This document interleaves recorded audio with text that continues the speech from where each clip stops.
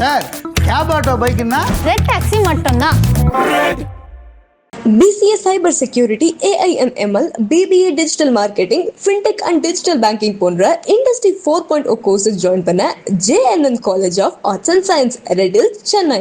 Chera Home Junction presents Mid-Year Mega Home First, June 5th to June 28th, up to 50% offer. Sundarapuram and Crosscut Road, Coimbatore. இன்னைக்கு அரசியலே ஒரு சினிமாவா மாறி விஜய் படம் வந்து தியேட்டருக்கு வரும்போது என்னெல்லாம் சுவாரஸ்யங்கள் இருக்குமோ அதை விட ஒரு பெரிய சுவாரஸ்யம் இன்னைக்கு அரசியலில் வந்திருக்கு. விஜயினுடைய ஏராளமான ரசிகர்கள் அவங்க வயது வித்தியாசம் இல்லாமல் இன்னைக்கு அரசியலுக்கு வந்து அரசியல் பயில ஆரம்பிச்சிருக்காங்க. ரொம்ப அதிரடியாக பல விஷயங்கள் பண்ணுறாங்க. முக்கியமாக வந்து லஞ்சம் இல்லை, அது வந்து ஒரு மிகப்பெரிய கனவாக இருந்துச்சு. இப்போ நாம் பேசிகிட்டு இருக்கிற இந்த நிமிஷம் கூட பல சார் பதிவகங்களில் ரைடு நடந்துட்டு இருக்கு. அண்ட் எல்லாருமே ஃபேன்ஸ்ல எதிர்பார்த்துருக்க ஒரே படம் ஜனநாயகம் தான் சார். அது எப்போ வரும் வராதா அப்படின்ற ஒரு கேள்வி எழுதிட்டு இருக்கு சார். 19ஆம் தேதி வரைக்கும் எங்களுக்கு டைம் கொடுங்க. ஒருவேளை அன்னைக்கு எங்களுக்கு சென்சார் சர்டிஃபிகேட் கிடைக்கலன்னா நெக்கினத் அவர்கள் சொன்ன ஒரு விஷயம் தான் பகிரப்படுது. என்ன சொன்னார்னா, நான் சொல்ற அளவு தைரியம் இருந்தாலும் நீங்கள் போகிற அளவு தைரியம் இருக்காது, அதுக்குள்ளே நிறைய விஷயம் உள்ள இன்வால்வ் இருக்குன்றாரு. இல்லைங்க, அது ரொம்ப தவறான ஒரு செயல்.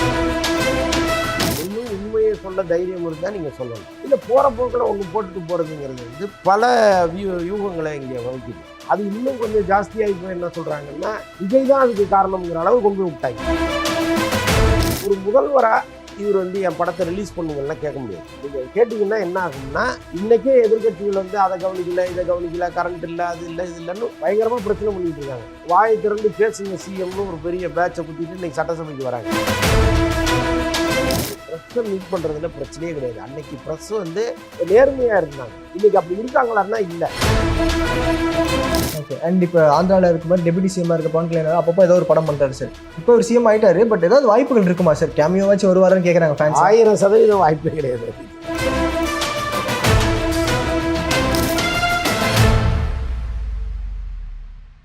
சார், இப்போ முதல்வருடைய பிறந்தநாள் வருது. நம்ம எல்லாருமே இப்போ ஃபேன்ஸில் எதிர்பார்த்துட்டு இருக்கிறதுனா ஏதாவது ஒரு டீசர் ட்ரெய்லர்லாம் முன்னாடி வரும், ஆனால் இப்போ அது எதுவும் எதிர்பார்க்க முடியாது. இப்போ அந்த காலி இடத்த எப்படி சார் பார்க்குறீங்க? ஃபேன்ஸ்லாம் கொஞ்சம் பேர் பித்து பிடிச்ச மாதிரி இருக்காங்க, எல்லாம் எதிர்பார்த்துருக்காங்க எப்போ வரும் அப்டேட் அப்படின்ற மாதிரி. இல்லைங்க, இன்றைக்கி அரசியலே ஒரு சினிமாவாக மாறி இருக்குல்ல. விஜய் படம் வந்து தியேட்டருக்கு வரும்போது என்னெல்லாம் சுவாரஸ்யங்கள் இருக்குமோ அதை விட ஒரு பெரிய சுவாரஸ்யம் இன்றைக்கி அரசியலில் வந்திருக்கு. விஜயினுடைய ஏராளமான ரசிகர்கள் அவங்க வயது வித்தியாசம் இல்லாமல் இன்றைக்கி அரசியலுக்கு வந்து அரசியல் பயில ஆரம்பிச்சிருக்காங்க. இப்போ சட்டமன்ற நிகழ்வுகள் எல்லாம் இன்றைக்கி இருக்கிற ஜென்சி கிட்ஸ் எல்லாம் பார்த்து எனக்கு ஒன்றும் நான் அப்படி பார்த்ததே கிடையாது. பார்த்திங்கன்னா இன்றைக்கி பல இடங்களில் உட்காந்து என்ன பேசுகிறாரு, என்ன நடக்குதுன்னு பார்க்குறாங்க. அப்போ கிட்டத்தட்ட அவருடைய சினிமாவாக தான் இந்த அரசியலையும் அவங்க பார்க்குறாங்க. இவரும் பல அதிரடிகளை பண்ணிகிட்டு இருக்காரு. பட் பார்த்திங்கன்னா நம்ம எதிர்பாராததெல்லாம் நடந்துகிட்டே இருக்குது. மிகப்பெரிய கான்ட்ராக்டர்லாம் கேன்சல் பண்ணுறாங்க. இதன் மூலம் வந்து ஏற்கனவே இங்கே வந்து அரசியலில் இருந்தவங்க அவங்க போட்ட ஒப்பந்தங்கள் எல்லாமே ரத்தாகும்போது அவங்களுக்கு அது எவ்வளோ பெரிய பிரச்சனையாக மாறுங்கிறதெல்லாம் ஈஸியாக புரிஞ்சுக்கலாம். ஸோ அதெல்லாம் பார்த்திங்கன்னா ரொம்ப அதிரடியாக பல விஷயங்கள் பண்ணுறாங்க. முக்கியமாக வந்து லஞ்சம் இல்லை, அது வந்து ஒரு மிகப்பெரிய கனவாக இருந்துச்சு. இங்கே தமிழக மக்களுக்கு லஞ்சம் இல்லாமல் ஒரு வேலை நடந்துராதா அப்படிங்கிறது ஒரு மிகப்பெரிய கனவாக இருந்துச்சு. அதை வந்து இன்றைக்கி பிரமாதமாக பண்ணிகிட்டு இருக்காங்க. இப்போ நாம் பேசிகிட்டு இருக்கிற இந்த நிமிஷம் கூட பல சார் பதிவகங்களில் ரைடு நடந்துட்டு இருக்கு. ஓகே. ஆமாம். ஸோ அந்த அளவுக்கு வந்து தீவிரமாக போயிட்டு இருக்கு. தீவிரமான லஞ்ச ஒழிப்பு வேட்டை அது நடந்துகிட்டு இருக்கு. லஞ்சமே இல்லாமல் இருக்குது. எல்லாம் பயப்படுறாங்க வாங்கிறதுக்கு. ரொம்ப கீழ்த்தட்டு ஒரு அடித்தட்டு அலுவலகத்தில் ஆரம்பித்து டாப் வரைக்கும் லஞ்சம் வாங்க அஞ்சுக்கிற சூழ்நிலையை இன்றைக்கி வந்து ஒரு மாதத்தில் உருவாக்கியிருக்கிறார். அதெல்லாம் மிகப்பெரிய மிராக்கிள். அதை பண்ணியிருக்காருல்ல. ஓகே. அண்ட் பார்க்குற விதமும் வந்து ஒரு நடிகர் மாதிரி தான் பார்க்குறாங்கல்ல சார். இப்போ சிஎம்னு பார்க்குறது இல்லை, எல்லாம் குடுகுடுன்னு ஓடி போய் ஒரு ரெஸ்பெக்ட் இல்லாமல் வெறும் செல்ஃபி எடுக்கிறதுக்காகவே ஓடுறாங்க மக்கள் எல்லாம். இல்லை, அதையும் அவர் அனுமதிக்கிறார்ல, அது ஒரு முக்கியமான விஷயமா இருக்குல்ல. இப்போ ஆக்சுவலாக ஒரு முதல்வர் பதவிக்கு ஒருத்தர் வர்றாரு அப்படின்னா அவருடைய தோரணையே மாறிடும், அவருடைய கெடுபிடிகள் வந்து ஜாஸ்தியாகும். அவரை சுற்றி இருப்பவர்கள் வந்து பெரிய அளவு அப்படின்லாம் சொன்னால் கூட கொஞ்சம் இருங்க அப்படின்ட்டு அவர் வந்து ரொம்ப இயல்பாக தான் இருக்கார். அதெல்லாம் ரொம்ப ஆச்சரியமாக இருக்குது. இன்னொன்று நீங்கள் கவனித்து பார்த்தீங்கன்னா செக்ரட்டரியேட்டில் பல துறைகளில் வேலை செய்கிறவங்க விஜய் சாரோட ஒரு ஃபோட்டோ எடுத்துட மாட்டோமா அப்படின்னு நிற்கிறதெல்லாம் தகவல்கள் வருது. ஓகே, அவங்களே வெயிட் பண்ணிட்டுருக்காங்க. ஆமாம், ஒரு பிரபலமான புலனாய்வு இதழில் ஒரு செய்தியாக போட்டிருக்காங்க. செக்ரட்டரியேட்டில் பணியாற்றுகிற ஏராளமான ஊழியர்களுக்கு அவரோட ஃபோட்டோ எடுக்கணுங்கிற ஆசை இருக்குது, அதுக்காக பயங்கரமாக முயற்சி பண்ணுறாங்க அப்புறம் அவர் வந்து அலுவலகத்துக்கு வரும்பொழுதும் சரி போகும்பொழுதும் சரி இருக்கிற வேலையெல்லாம் விட்டுட்டு அவரை பார்க்கறதுக்காக ஒரு கூட்டம் போய் நிற்கிது. இதனால் ஆஃபீஸ் வேலையே பாதிக்கப்படுது அப்படின்லாம் அவங்க எழுதியிருக்காங்க. அப்போ பாருங்கள், சினிமாவில் வந்து அவர் எப்படி பார்த்தாங்களோ அதே மாதிரி தான் அரசியல்லையும் பார்க்குறாங்க. இப்போ சினிமாவில் செய்த சாதனைகளே ஒரு அரசியலில் பண்ணும். இப்போ ஒரு கதையில் வந்து ஒரு ஹீரோ எளிமையாக வருவார், கடைசியாக ஒரு பெரிய அட்வென்ச்சரை பண்ணிவிட்டு இந்த கிளைமாக்ஸ் முடியும். ஸோ அப்படி தான் வந்து அரசியல்லையும் அவர் செய்வார்னு மக்கள் நம்புகிறாங்க. அதை அவர் செய்வதற்கான ஒரு வியூகத்தை நோக்கி தான் போயிட்டுருக்காரு. அண்ட் எல்லாருமே ஃபேன்ஸில் எதிர்பார்த்துருக்க ஒரே படம் ஜனநாயகம் தான் சார். அது எப்போ வரும் வராதா அப்படின்ற ஒரு கேள்வி எல்லாம் எழுப்பிட்டு இருக்கு. நீங்கள் எதாவது சார் சொல்ல முடியுமா? அதில் ஜனநாயகனை பொறுத்தளவுக்கு 19ஆம் தேதி ஃபைனல் டே. ஆக்சுவலாக அன்னைக்கு சென்சார் சர்டிஃபிகேட் வந்துரும்னு தயாரிப்பாளர் நம்புகிறாரு. அதற்காக ஒரு பெரிய முயற்சி எடுக்கிறாரு. டெல்லிக்கு போகிறார். 19ஆம் தேதி அவர் டெல்லியில் இருக்கார். எப்படியாவது முயற்சி பண்ணி இந்த சர்டிஃபிகேட்டை வாங்கிடணும்னு அவர் ட்ரை பண்ணிகிட்டு இருக்கார். விநியோகஸ்தர்களுக்கு சொல்லப்பட்டதும் அதுதான், சார் 19ஆம் தேதி வரைக்கும் எங்களுக்கு டைம் கொடுங்க, ஒருவேளை அன்னைக்கு எங்களுக்கு சென்சார் சர்டிஃபிகேட் கிடைக்கலன்னா நீங்கள் எங்களுக்கு கொடுத்த அட்வான்ஸை நான் திருப்பி கொடுத்துட்றேன்னு அவர் சொல்லியிருக்கிறாரு. நெச்சுவினோத் அவர்கள் சொன்ன ஒரு விஷயம் தான் பகிரமாக பகிரப்படுது. என்ன சொன்னார்னா, நான் சொல்கிற அளவுக்கு தைரியம் இருந்தாலும் நீங்கள் போகிற அளவுக்கு தைரியம் இருக்காது, அதுக்குள்ளே நிறைய விஷயம் உள்ள இன்வால்வ் இருக்குன்றாரு. அப்படின்னா சார் ப்ரெஷர் ஏதாவது கொடுக்குறாங்களா படம் ரிலீஸ் பண்ணக்கூடாதுன்னு? இல்லைங்க, அது ரொம்ப தவறான ஒரு செயல். அவர் பேசுனது வந்து ஒன்று உண்மையை சொல்ல தைரியம் இருந்தால் நீங்கள் சொல்லணும், இல்லை போகிற போக்கில் ஒன்று போட்டுட்டு போகிறதுங்கிறது வந்து பல யூகங்களை இங்கே வகுக்குது. முக்கியமாக இவர் அதுக்கு காரணமாக இருப்பாரோ, அவர் அதுக்கு காரணமாக இருப்பாரோங்கிற கேள்விகள் எல்லாம் இங்கே எழுது. அது இன்னும் கொஞ்சம் ஜாஸ்தியாகி போய் என்ன சொல்கிறாங்கன்னா, விஜய் தான் அதுக்கு காரணம்ங்கிற அளவு கொண்டு போய் விட்டாங்க. ஓகே, இந்த படத்தோடைய ஒரு முதல்வராக இவர் வந்து என் படத்தை ரிலீஸ் பண்ணுங்கலாம் கேட்க முடியாது. நீங்கள் அது கேட்டிங்கன்னா என்ன ஆகும்னா, இன்றைக்கே எதிர்க்கட்சிகள் வந்து அதை கவனிக்கலை, இதை கவனிக்கலை, கரண்ட் இல்லை, அது இல்லை, இது இல்லைன்னு பயங்கரமாக பிரச்சனை பண்ணிகிட்டு இருக்காங்க. வாயை திறந்து பேசுங்க சிஎம்னு ஒரு பெரிய பேட்சை குத்திட்டு இன்றைக்கி சட்டசபைக்கு வராங்க. ஸோ இப்படிப்பட்ட சூழ்நிலையில் ஒரு ஜனநாயகன் குறித்து ஏதோ ஒரு மூவ் பண்ணுறாருன்னு வைங்களேன், பாருங்கள் முதலமைச்சருக்கு வந்து இங்கே வந்த பிறகு சினிமாவை நினச்சிட்டு இருக்காரு அப்படின்னு ஒரு புரபகண்டா பண்ணுவாங்க. அது எதுக்கு? என்ன சட்டமோ என்ன முறையோ அதுபடி அது வரட்டும்னு அவர் அமைதியாக இருக்கார். ஒருவேளை இதில் ஏதாவது காம்ப்ளிகேஷன் இருக்குது, டிஸ்ட்ரிபியூட்டர்ஸ் கிட்டத்தட்ட ஒரு 60 கோடி ரூபா பணத்தை கொடுத்துருக்காங்க. இப்போ அவங்களுக்கு வந்து அந்த அட்வான்ஸை திருப்பி தர வேண்டிய சூழ்நிலை வந்தது. இன்றைக்கி 19ஆம் தேதி அந்த சென்சார் சர்டிஃபிகேட் வரலன்னா விஜய் சாரே ஒரு கையிலிருந்து இந்த பணத்தை கொடுப்பதற்கு தயாராகிட்டார். ஓகே, அந்த அமௌண்ட் அந்த அட்வான்ஸை யாரும் நம்மால் நஷ்டப்பட வேண்டாம், அவங்களுக்கு வாங்கின பணத்தை திருப்பி கொடுத்துருங்க, அதை நானே தர்றேன்னு சொல்லி ஒரு முன் வந்ததாக ஒரு தகவல் இருக்குது. ஸோ அதனால் இங்கே வந்து ஒரு முணுமுணுப்புகள் இருக்குல்ல, ஐயோ பணத்தை கட்டிட்டோம், வட்டி கட்ட முடியல, இது தயாரிப்பாளர் தரல, ஹீரோ கண்டுக்கலை அப்படின்லாம் ஒரு முணுமுணுப்பு இருக்கும். இவர் சிஎம்மாக இருந்ததுனால யாரும் வெளிப்படையாக பேச மாட்டாங்க. ஒருவேளை ஒரு சிஎம்மாக இல்லை, எங்கேயோ ஒரு 10-20 சீட்டு ஜெயிச்சு இங்கே வந்து உட்காந்தாருன்னா இந்நேரம் அது ஒரு பெரிய பிரச்சனையாக கொண்டு வந்திருப்பாங்க. எப்படி இந்த லிங்கா டைமில் அந்த நஷ்டஈடை வந்து எங்களுக்கு இன்னும் திருப்பி தரலன்னு சொல்லி அங்கங்கே உண்ணாவிரதம், போராட்டம், ரஜினி வீட்டுக்கு முன்னாடி வந்து ஆர்ப்பாட்டம் அப்படின்லாம் பண்ணிட்டு இருந்தாங்கல்ல. ஸோ அந்த மாதிரி ஆயிருக்கும். அவர் முதலமைச்சருங்கிறதுனால எல்லாருமே அமைதியாக இருக்காங்க, என்னடா பண்ணுறது அப்படின்ட்டு. அவரே சூழ்நிலையை புரிஞ்சுக்கிட்டு யாரும் கஷ்டப்பட வேண்டாம், பணத்தை கொடுத்துருங்கன்ட்டார், நானே தர அதை கொடுத்துருங்கன்ட்டார். ஸோ அதுதான் இதில் நடக்கிறது. எல்லாமே இந்த 19ஆம் தேதி என்ன நடக்க போகுதுங்கிறத பொறுத்து தான். ஆமாம், ஃபேன்ஸ் எவ்வளோ கொஞ்சம் ஒரு மாதிரி வருத்தத்தோடு இருக்காங்க, தேட்டர் ஓனர் கண்டிப்பாக வருத்தத்தில் இருப்பாங்களே சார். சினிமாலே வந்து இவ்வளோ பெரிய பிக் ஸ்டார் அவர் போயிட்டார் அப்படின்னும் போது அந்த ரொம்ப எம்டி ஆகிடும் ஸ்பேஸு.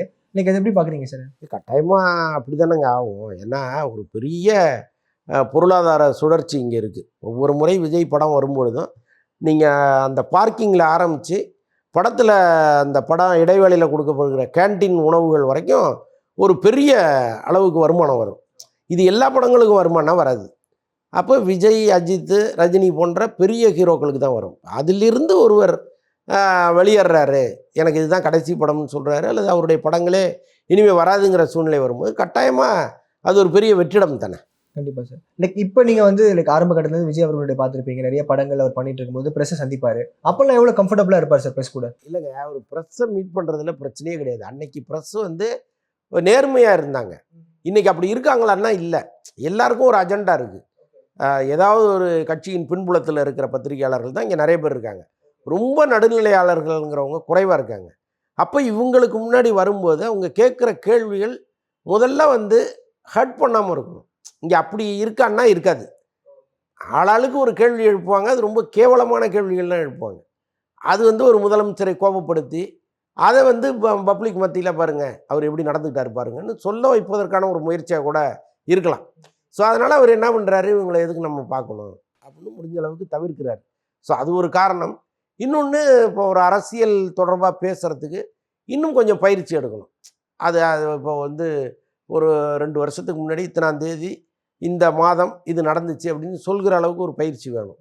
அது இல்லாமல் நீங்கள் வந்து அரசியல் நிருபர்களை சந்திக்கும் போது ஒரு சின்ன பின்னடைவு ஏற்படும். ஸோ அதையும் கருத்தில் கொண்டு தான் அவர் பார்க்காம இருக்கார். பட் வேலைகள் நடந்துகிட்டு இருக்கான்னா நடக்குது. இன்னொன்று, அவருக்கு பதிலாக ஒரு கட்சியில் இருக்கிற எல்லா அமைச்சர்களுமே பார்க்குறாங்க. அப்போ அவர் தான் பேசணும்னு நீங்கள் நினைக்கக்கூடாது. இல்லை, உங்களுக்கு தேவை உங்கள் கேள்விக்கான பதில். அது அமைச்சர் ஆதவர்ஜுனா கொடுத்தா என்ன, அமைச்சர் நிர்மல்குமார் கொடுத்தா என்ன, அமைச்சர் ராஜ்மோகன் கொடுத்தா என்ன, உங்களுக்கு தேவை பதில் தானே. சிஎம் தான் பேசணும் அப்படின்னா பேசுவார். ஒரேடியாக பேசாமல் ஒரு ஆட்சி நடத்தவே முடியாது. எங்கேயாவது ஒரு சந்தர்ப்பத்தில் ஒரு எல்லாரையும் சந்திக்க தான் போகிறார். அதற்கான கால நிர்ணயங்கிறது இன்னும் முடிவு பண்ணல. 1 மாதம் ஆகலாம், 2 மாதம் ஆகலாம், 3 மாதம் கூட ஆகலாம். ஓகே, நீங்கள் எழுந்த விமர்சனம் எதாவது படிச்சுட்டு ஏதாவது சொல்லியிருக்காரா சார்? நேரில் பார்த்து இல்லை என்ன அப்படி நீங்கள் கலாய்ச்சிருக்கீங்க சொல்லியிருக்கீங்க அப்படின்ற மாதிரி ஏதாச்சும்? ரொம்ப ஃப்ரெண்ட்லியாக இருப்பாருங்க. ரொம்ப அதிகமாக பேச மாட்டாரே தவிர சுவாரஸ்யமாக பேசுவார். அவர் அவங்க அப்பா கூடவே இருப்பார். அவர் வந்து நிறைய கேள்விகளுக்கு பதில் சொல்லுவார். விஜய் வந்து 2 வரி பேசினாலும் அதில் ஒரு சுவாரஸ்யம் இருக்கும். ரொம்ப ரொம்ப அளந்து பேசுவார், அழகாக பேசுவார். அதுதான் விஜயினுடைய ஸ்டைலு. நம்ம ரொம்ப ஃப்ரெண்ட்லியாக இருப்பார். இப்போ ஒரு ப்ரெஸ் மீட்டுக்கு வராருன்னா ஒரு 2 சேர் போட்டிருக்குன்னா நேராக வந்து அதில் உட்காந்துட மாட்டார். எல்லாருக்கும் ஒரு தடவை வந்து இப்படி பார்த்து இப்படி பார்த்தெல்லாம் கை வணக்கம்லாம் சொல்லுவார். அந்த அந்த அந்த புன்னகை இருக்குல்ல, நீங்கள் நானும் நீண்ட காலமாக பழகிட்டு இருக்கோம், உங்களை நான் மறக்கலை, நீங்கள் என் கூட தான் இருக்கீங்க அப்படிங்கிற அந்த உணர்வை கொடுக்குற ஒரு சிரிப்பாக இருக்கும். ரொம்ப தனித்தனியாலாம் பார்த்து அந்த இது பண்ணுவார். அவர் ரொம்ப ஃப்ரெண்ட்லியாக இருப்பார். பட் ஓவராலாக விமர்சனத்துக்கு மரியாதை கொடுக்குறவர் அவர். இப்போ அதில் வந்து இப்போ ஓவராலாக ஒரு ஆனந்தவடன் மாதிரியோ ஒரு குமுதம் மாதிரியோ ஒரு விமர்சனம் பண்ணும் பொழுது அதில் இருக்கிற நிறை குறைகளை எடுத்துக்கிறவர் தான் அவர். ஸோ அதெல்லாம் கரெக்டாக ஃபாலோ பண்ணுறவர். அவருடைய பேட்டிகளில் அதை குறிப்பிட்டு சொல்லுவார். இதில் இந்த பத்திரிகையில் இது வந்துச்சு, இந்த பத்திரிகையில் இது வந்துச்சு அப்படின்லாம் சொல்லியிருக்காரு. பொதுவாக அவருடைய படங்களில் உங்களுக்கு எது சார் ரொம்ப பிடிச்ச படம், இல்லை ஃபேவரட்டான ஃபிலிம்ஸ் ஏதாவது இருக்காங்க? அவருடைய அதிரடி ஆக்ஷன் படங்களில் கில்லி ஆல் டைம் ஃபேவரைட். ஆமாம், காதல் படங்களில் காதலுக்கு மரியாதை, லவ் டுடே, அதெல்லாம் ரொம்ப சூப்பராக இருக்கும். ஏன்னா அவரோட கிராஃப் எப்படி சார் பார்க்குறீங்க? ஒரு நடிகராக லான்ச் ஆகும்போது ஆரம்பத்தில் நிறைய சர்ச்சைகள் வந்தது, அப்புறம் அவரை மெருகேற்றி அடுத்தடுத்த லெவலில் கொஞ்சம் ஆகி இப்போ சிஎம் வரைக்கும் வந்திருக்காரு போது எல்லாம் ஸ்டார்ட் பண்ணும்போதே பிளான் பண்ணி தான் வந்திருக்க மாதிரி இருக்கா? உங்களுக்கு எப்படி சார் பார்க்குறீங்க? இல்லைங்க, அந்த சிஎம் கனவுங்கிறது அவருக்குள்ள அவங்க அப்பா ஊட்டிகிட்டே இருந்தார். அது வந்து அதை ரொம்ப வெளிப்படையாக பத்திரிகையாளர்கள்ட்ட அவங்க பகிர்ந்துடலனா கூட அவர் வந்து அதற்கான திட்டமிடல்ங்கிறது ரொம்ப ஸ்ட்ராங்காக இருந்தது. எப்படின்னா, இப்போ அவருடைய ஆரம்பகால படங்கள் அப்படி மெல்ல ஓட ஆரம்பித்த பிறகு அவருடைய அலுவலகத்தில் ஏராளமான நோட்டு புத்தகங்களை அடுக்கியிருக்கும். பார்த்திங்கன்னா எல்லாமே சிவகாசியில் அடித்து கொண்டு வந்து இறக்கியிருப்பாங்க. லட்சக்கணக்கான நோட்டு இருக்கும். அவங்க அதில் வந்து அட்டைப்படத்தில் விஜய் படம் இருக்கும். 2 அட்டையிலையும் பின்பக்கமும் முன்பக்கமும் விஜய் படம் இருக்கும். இதை வந்து மாணவர்களுக்கு இலவசமாக டிஸ்ட்ரிபியூட் பண்ணுவாங்க. ஓகே, நீங்கள் அப்போ நல்லா யோசிச்சு பாருங்கள். 6 வயசு அந்த அந்த ஃபஸ்ட் ஸ்டாண்டர்ட்லேருந்து நீங்கள் அவருடைய முகத்தை பார்த்துட்டே அப்படியே வரீங்க.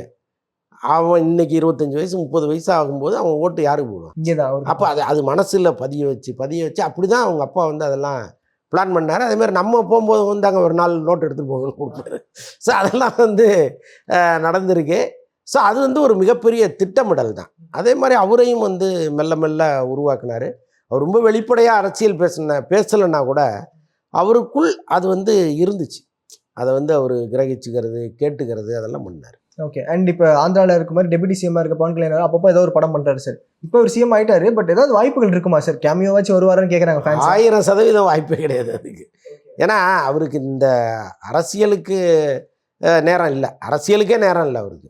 நீங்கள் பார்த்தீங்கன்னா ரொம்ப சின்சியராக வரார். ஒரு அரசு அலுவலர் எப்படி வருவாரோ, காலையில் 10 மணிக்கு சின்சியராக வந்துட்டு சாயங்காலம் 5-5:30 வரைக்கும் இருக்கார் செக்ரட்டேரியட்டில். அவ்வளோ வேலைகளை பார்த்துட்டு அதுக்கப்புறம் தான் போய் அவருடைய பர்சனல் லைஃப் நல்லா கவனிச்சிங்கன்னா தெரியும்ப்பா. நிறைய நடிகர்களை மீட் பண்ணுறாரு, எல்லாத்தையுமே வீட்டில் வச்சு தான் மீட் பண்ணுறாரு. அது அவருக்கான பர்சனல் டைம் அது. ஸோ அந்த மாதிரி வந்து ரொம்ப சின்சியராக அரசியலுக்கு டைம் ஒதுக்கும்போது அவர் எப்படி சினிமாவுக்கு ஒதுக்க முடியும்? அதுக்கெல்லாம் இனிமேல் வாய்ப்பு. சார், கேப் ஆட்டோ பைக்குன்னா ரெட் டாக்ஸி மட்டும்தான். JNN Institute of Engineering. Join CSE, AI and ML, Cyber Security, MBA and more. TNA counseling code 1126 near Red Hills, Chennai. Chera Home Junction presents Mid-Year Mega Home First June 5th to June 28th up to 50% offer. Sundarapuram and Crosscut Road, Coimbatore.